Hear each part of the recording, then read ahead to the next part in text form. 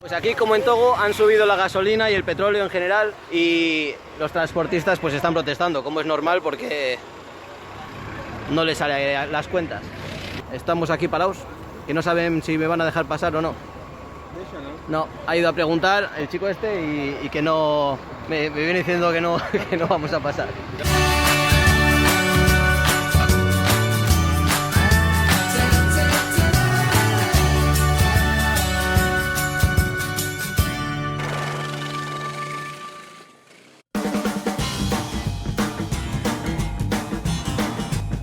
Bueno, si en Brasil os queréis evitar un atasco monumental en las carreteras principales y preguntáis por cómo está la carretera secundaria, que parece que es mucho más corta, te van a decir que muy bien.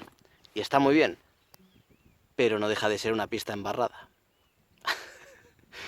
Así que al final voy a tardar más. Y en cuanto te sales de las poblaciones, también como en África, se empieza a ver chabolismo, una barbaridad. Pero eso, casetas de hojalata, plásticos, estilo africano. Así que me recuerda bastante a aquello, entre las palmeras, la pobreza, la gente sonriente y la amabilidad de la gente. Parece que no haya cambiado ni de continente. Vamos para allá, que he hecho 60 kilómetros y llevo 1 hora y pico ya de camino. Ole ahí, no voy a adelantar nada.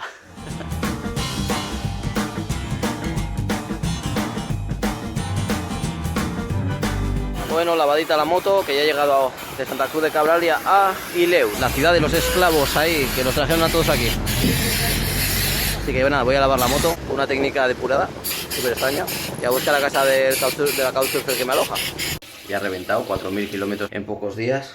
Bueno, en pocos días, vamos a ver, un par de semanas o así. Pero es una paliza, porque también quieres ver cosas, quieres estar con la gente y no descansas. Diréis, ¿por qué tiene todo este movimiento así que parece que esté bailando? Que estoy limpiando los interiores del casco. Eso es la segunda agua, daba mucha grima, hay que limpiarlo de vez en cuando. Y como veis, pues ya me he puesto a limpiar todo. Asquito daba. Me voy a quedar aquí unos días, unos 5 días o así, para ver un poco la ciudad por donde llegaban todos los esclavos africanos aquí. Bueno, por parte de los portugueses por lo menos. Vamos a ver un poco Ileus, aquí con mis hosts. Lo que tiene comer con niños. Hemos acabado. Se esconde. Se ha escondido. Ya no la vamos a ver. Qué poco dura la alegría en la casa del pobre. Nada. Me he ido a la peluquería porque se me ha jodido la máquina del pelo. Se me ha vuelto a desajustar. 4 pavos el corte. Tampoco es que sea mucho. Está bien. Pero a ver si consigo arreglar la máquina. Hoy estaba ajustando el freno de trasero, que se me había desajustado en la caída cuando iba hacia Caraiba. Ahora la máquina de pelo está fastidiada. Siempre hay algo roto. Me paso el día arreglando cosas. Qué vida. Y ahora me voy a dar un paseo por la playa. Y luego ya para casa. Un nuevo día. Después de un montón de días lloviendo, un día ahí con sol, sin nubes. Hay que aprovechar, aunque sea un ratillo. ¿Qué pasa si acabas de lavar la ropa durante estos 5 días para que se seque mientras escribes y demás? Sales con el día perfecto, por el lugar perfecto, un día estupendo de sol, pues que por el oeste vienen nubes. Eso solo puede ser preludio de una cosa, que esta tarde o cuando vaya a llegar seguro que tocan pistas y está lloviendo. Es para que coja el color natural la ropa. Si es que tan limpio no se puede ir por la vida. Ahora, por lo menos que me quite lo bailado. Precioso, ¿que no?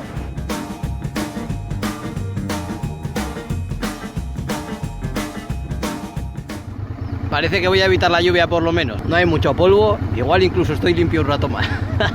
Parece que estoy llegando. En mi GPS ni aparece este camino. Pero todo se encuentra, no hay problema. Vale, creo que esto va a ser diferente. Me lo voy a pasar bien. Bueno, me han dicho, a mí me gusta aquí vivir de una manera alternativa, fuera del sistema, etcétera. La verdad es que está guapo el sitio. Se lo ha construido todo él. Hostia, que me clavo. Me quejo de que me clavo porque estoy descalzo. Que hay que sentir la tierra.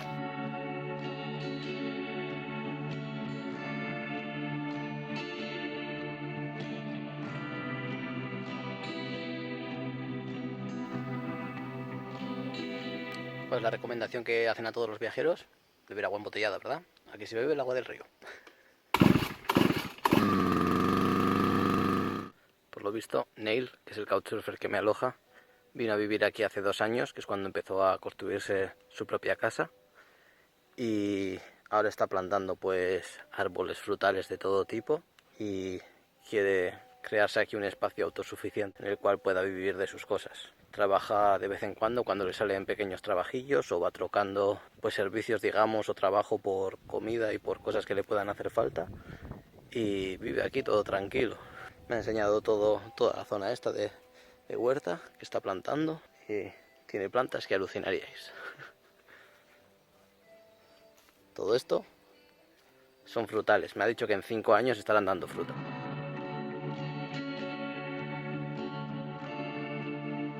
Acabo de aprender algo nuevo. La ayahuasca se hace con 2 plantas. De esta se utiliza la hoja, que por lo visto es la parte femenina. Y de esa se utiliza el tronquito, o bueno, la rama, digamos, que es la parte masculina de la ayahuasca.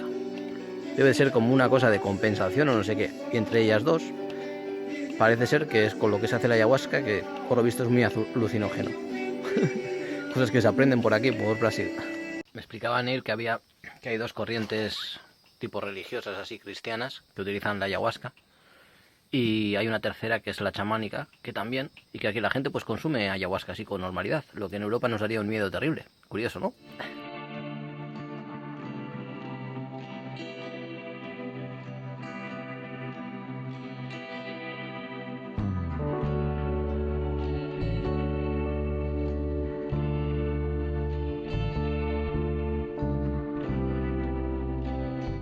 Nos vamos para el mercado.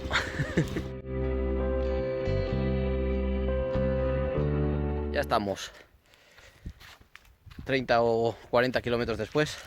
He traído un pollo, aceite, azúcar y no me acuerdo qué más.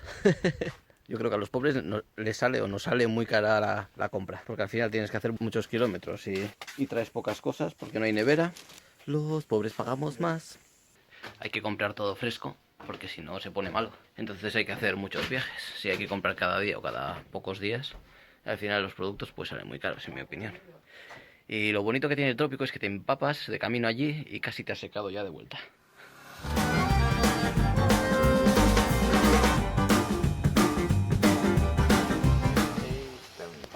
Ya me he despedido de Neil.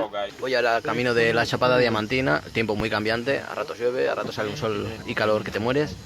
Y ahí para allí voy. Y bueno, como Neil vive con poco y no quería darle dinero, le he pedido que me arreglase o me ajustase la máquina de cortar el pelo que se me había desajustado. Y nada, le he dado 50 reales, que al cambio son 12 euros. Y así pues colaboro algo con su economía. Ya está lloviendo otra vez. Voy a desayunar un poco y le doy gas, que tengo 9 horas. Pues aquí, como en Togo, han subido la gasolina y el petróleo en general, y los transportistas pues están protestando, como es normal, porque no les sale las cuentas. Gasolina. La gasolina, ¿no? Sobre gasolina o diésel. La gasolina y el diésel. ¿Cuánto ha subido? ¿El valor? Sí. 4,80. Ha subido a 4,80, pues claro, les ha subido como un 20 o 25%, ¿no? Una barbaridad. Y entonces, pues bueno, estamos aquí parados, que no saben si me van a dejar pasar o no.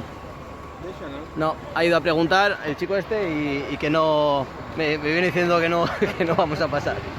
No. Así que esto como en Togo, ¿os acordáis? Criado en Togo. Pues aquí nos vamos a quedar.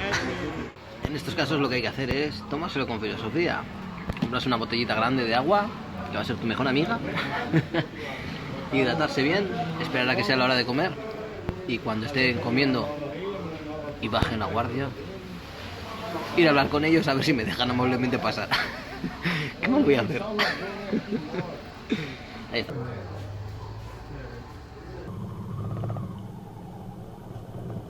Lo de los piquetes partiéndose el culo. Seguro que la mitad están mamados. Muy africano todo. A mí me recuerda muchísimo a los piquetes de Togo exactamente por el mismo tema. A la furgoneta esta parece que le van a dejar pasar.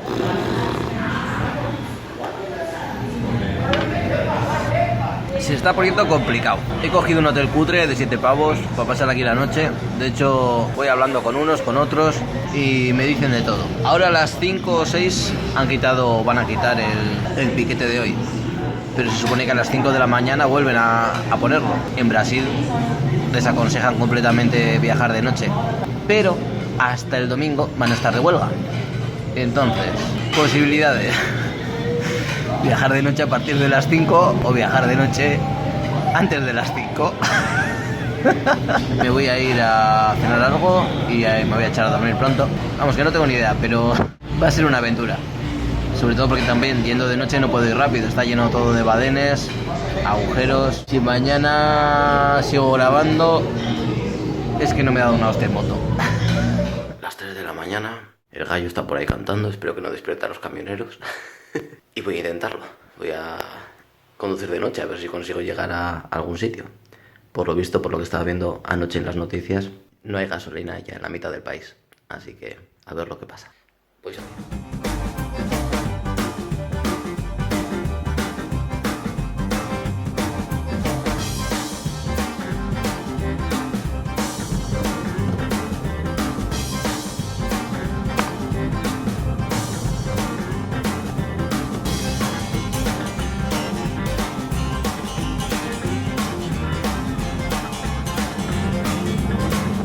1 en la G, no sé cuántos kilómetros he hecho ya, pero bueno, todavía me quedan 2 poblaciones grandes y espero pasarlas, aunque solo me queda ya media hora para que empiecen las protestas. Tampoco sé dónde van a empezar. He pasado un par de piquetes, troncos ahí cruzados y demás y quemados, neumáticos quemados. No sé si más adelante en los siguientes me encontraré algo. Pero si a las 5 empiezan, eso, me queda 30 minutos y estoy muy lejos. Estoy ya por carreteras secundarias, lo más complicado, que era lo más cercano a Salvador, a lo que es la capital de este estado, y a la BR-101, que es la carretera principal, ya me lo he quitado de encima, y a ver si por esta carretera secundaria está más tranquilo. Pero bueno, ya os iré contando. Por ahora un peligro, nada, los badenes que no están señalizados y un perro que se me ha cruzado, y nada más, nada importante. ¡Vamos, a tope!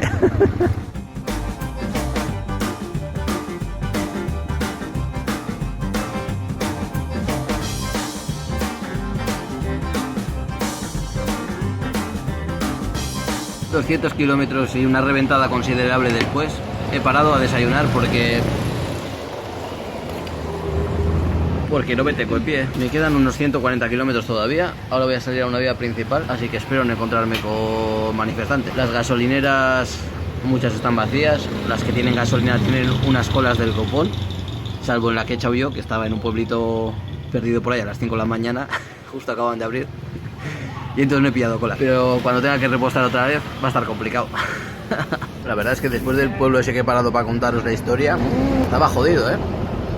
Había niebla muy cerrada y costaba avanzar. Así que son las 7 de la mañana y he hecho 200 kilómetros. O sea, he conducido 4 horas, casi, 3 horas y media.